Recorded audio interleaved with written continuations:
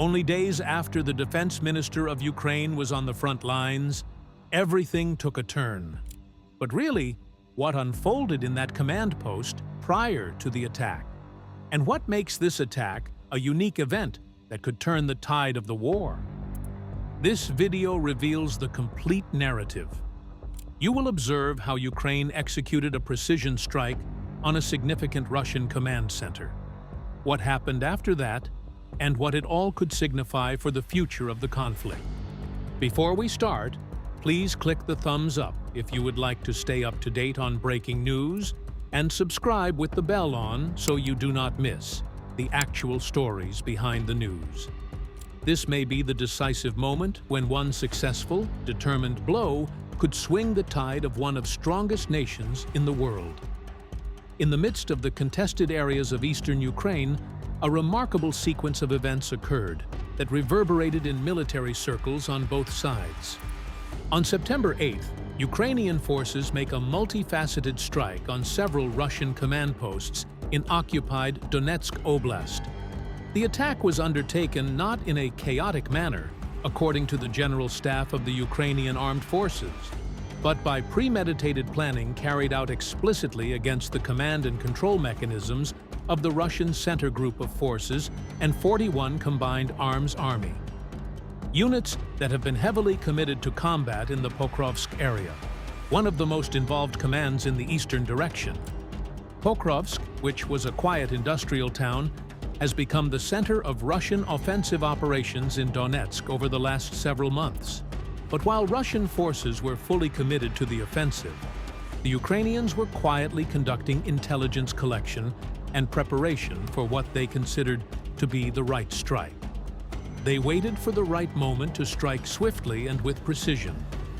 The Ukrainian military reported significant losses of Russian personnel, including some of the command staff.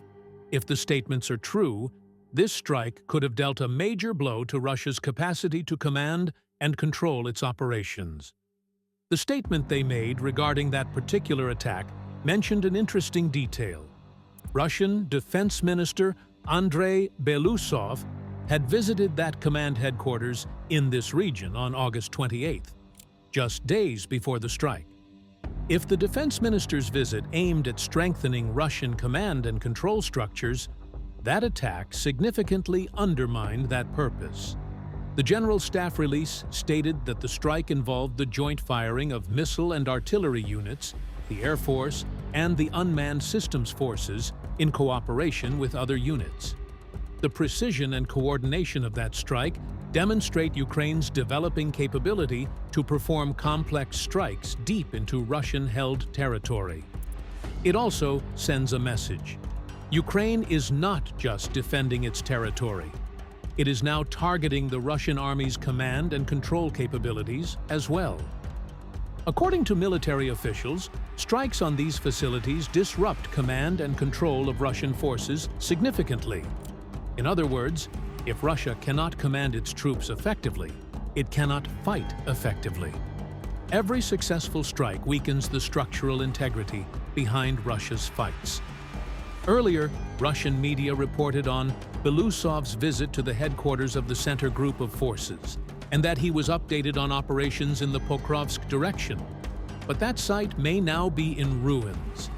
There is a symbolic significance to the timing of this strike that goes beyond the battlefield. Despite Russia's spring and summer offensives pursing deeper towards Pokrovsk and other primary areas in Donetsk Oblast, Ukraine has not stood idly by. In recent weeks, Ukraine has conducted several planned counterattacks. Reported by the National Guard's 1st Azov Corps on September 15th, Ukrainian forces claim to have conducted operations that resulted in the clearing of Russian troops from the village of Pankivka in the Dobropilya area. Earlier this month, Ukrainian troops also freed Novoekonomikne and Udakne, two villages close to Pokrovsk. They may seem like trivial accomplishments, but in a conflict that values gain in meters and not miles, we returned two villages, a symbol of their determination and steadfastness. On September 7th, Commander-in-Chief Oleksandr Syrskov said Ukrainian forces liberated 26 square kilometers of territory around Pokrovsk, while losing 5 square kilometers in August. It is a constant game of tug-of-war, where each repossession or loss makes a significant difference. But one of the most interesting elements of this story is what it says about the changing nature of Ukraine's approach. Ukraine is more than just a nation on defense. They are actively taking aim at the Russian war machine's core, their command and control system. If these strikes can persist and still have effect, then Russia's ability to effectively join its forces will start to unravel. This is exactly why this single event, a significant strike in a populous region deep within Donetsk, may be regarded as much more than the latest front news. It could be seen as the day timing, intelligence, and accuracy coalesced, and the movement and reincorporation of a war itself was changed. If the initial accounts of the Ukrainian attack appeared impressive, the information behind it suggests something more deliberate. It was no accident or coincidence. It was the result of weeks of intelligence work, coordination, and precision. To evaluate the ramifications of the strike, we need to look at how the operation unfolded and why it attacked the heart of the Russian military system. The Ukrainian military did not simply fire on an enemy position. It targeted the most significant nerve centers of the Russian army in Donetsk Oblast. The command posts contained the center group of forces and the 41st Combined Arms Army, involved in the fight for Pokrovsk. The Ukrainian General Staff had tracked movement in these command posts for a period of up to several days, likely through a combination of drone reconnaissance, satellite image, and communications intercepts. Intelligence is not enough to win a battle. As mentioned above, timing, accuracy, and coordination makes a difference. Military experts have indicated that these types of strikes are aimed at what they refer to as the brain of an army. If you blind the brain, the body cannot move. Thus, Ukraine sought to not just obliterate buildings, but also to disrupt Russia's coordination structure. The following hours reportedly saw a slowdown in Russian operations throughout the neighboring sectors, and Ukrainian forces were able to take advantage of that environment to push forward. The operation itself showcased an increasing sophistication in the Ukrainian armed forces. 3 branches of the armed forces all coordinated in perfect sequence. The various missile and artillery units carried out the firepower, while the Air Force and unmanned systems forces offered accuracy. This level of coordination is change from the early months of the war, when strikes were localized and timely. Ukraine is now learning to think ahead. Prior to the strike, Russian media had exhibited Defense Minister Andrei Belousov inspecting the same HQ that was hit, indicating that it was for morale purposes and to check on operations. Nevertheless, that previously posted video may have revealed a location that Ukraine needed verified. If that was indeed the case, it represents a truly unusual twist in the story. The fact that Russia's highest defense official was at a facility likely targeted soon after demonstrates how the timing of intelligence changes everything. Reports emerged post-strike, stating that Russian units had some radio communication interference and slow unit responses. Some unverified reports even indicated there were temporary withdrawals as units regrouped to re-establish contact with commanders.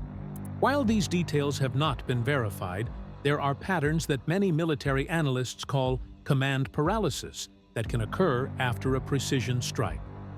However, the broader view represents what makes this event momentous. Ukraine's tactics demonstrate an obvious pivot to what strategists refer to as deep warfare. Strikes not only against enemy troops, but at the systems that allow them to operate. Therefore, every successful strike against a command post diminishes Russia's overall operational effectiveness on the battlefield. Now, the issue is what comes next. Russia will not leave an event like that without a response. Strikes back are nearly a certainty, and it seems likely that both sides will escalate drone and missile strikes in the upcoming days. If Ukraine strikes the leadership and coordination centers of the Russian military, it can gradually erode Moscow's operational capability in Donetsk. And that may change the entire direction of this front. The September 8th strike was more than a tactical victory. It was a message, ordered, calibrated, and very symbolic. It shows that at times, information and timing can be more important than numbers. But Ukraine appeared to be waiting for this response. Ukrainian intelligence units quickly adjusted, changing command centers and re-establishing hardened defensive positions. If the Russians thought retaliation would shift the initiative back in their favor, they were about to be challenged in a new way. The Ukrainian forces had grown increasingly agile, with mobile command systems, decentralized communications, and more rapid coordination between ground and air formations. Therefore, any Russian counterstrike found a defense that had already integrated this in their response. At the same time, the psychological impact of Ukraine's strike weeks ago was still reverberating on the battlefield, with reports indicating that Russian officers had become more hesitant to gather in predictable sites, which alone could slow the speed of decision-making and provide more time for Ukrainian troops to maneuver and counterattack. However, beyond the tactics, there was something bigger changing. Ukraine had demonstrated that it could strike deep into occupied territory and hit where it really hurt. If this continued, the balance in Donetsk could shift yet again. Each successful operation diminishes equipment, of course, but also damages morale. In the modern fluid battlefield, morale can be as dangerous as any missile. And so, as the front lines around Pokrovsk and Donetsk continue to evolve, one thing is certain. The September strike was more than an attack. It was a statement of capability, confidence, and strategic maturity. Ukraine demonstrated that precision, timing, and intelligence can shape the course of a conflict more than sheer numbers ever could. Before you go, take a moment to support the channel. If you found this story insightful, tap the like button, subscribe, and hit the bell icon so you never miss a new update.